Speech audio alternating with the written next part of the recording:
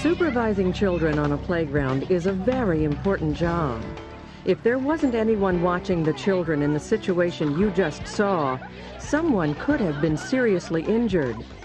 Unfortunately, many children do get hurt on playgrounds. In fact, according to the U.S. Consumer Product Safety Commission, nearly 200,000 children are injured due to playground hazards each year. The lack of appropriate supervision has been associated with more than 40% of all playground injuries. But if you are aware of potential playground hazards and understand good supervision techniques, you can help prevent injuries and even death.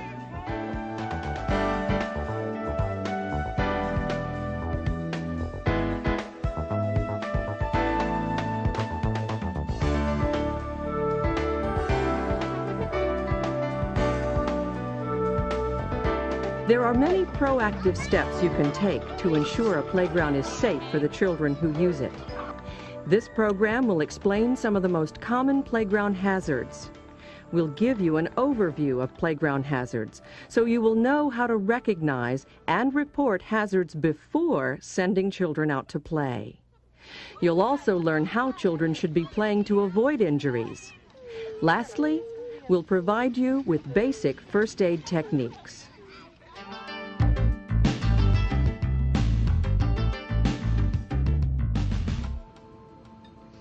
Before children are allowed on the playground each day, conduct a brief safety inspection of the play area and equipment.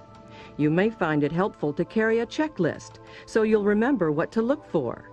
Checklists can be given to maintenance employees if you find a problem. Keep in mind there are hazards related to the design of equipment, and there are hazards due to normal wear and tear. Hopefully, maintenance personnel have already inspected your playground for design-related problems and subsequently upgraded equipment and regularly conduct maintenance inspections. Let's take a look at some potential playground hazards you might find. Falls to hard surfaces such as concrete, asphalt, turf, or packed soil cause about 70% of all playground injuries. Safer surfaces for playgrounds include wood chips, fine or coarse sand, and rubber mats. Other design-related hazards include moving parts that pose pinch or crush hazards, openings large enough for a child's body to slide through, but too small for his or her head, resulting in a strangulation hazard, improperly spaced equipment, and lack of guardrails or protective barriers around platforms. Do not allow children to use equipment or play in areas of the playground you think are unsafe. If you cannot fix the problem, contact a maintenance employee or your employer. Inspect loose fill ground cover for worn spots and replace or redistribute before play begins. Check for missing pieces, loose or damaged supports, anchors, bolts, or screws. Check for rust, chipped paint, damaged or splintered wood, rough edges, and cracked or uneven surfaces. Look out for rocks, holes, and tree roots that can cause slips, trips, or falls. Ensure that metal equipment is shaded or has a protective surface on it to prevent burns. Even where metal equipment is positioned away from the sun, check the surface temperature on hot, sunny days.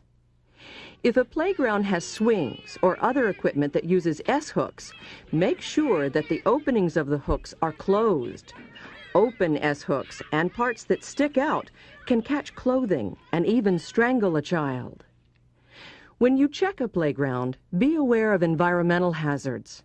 Is the play area free of animal waste and trash, especially glass and other sharp debris? These nuisances are not only unsightly, but they can cause illness or injury.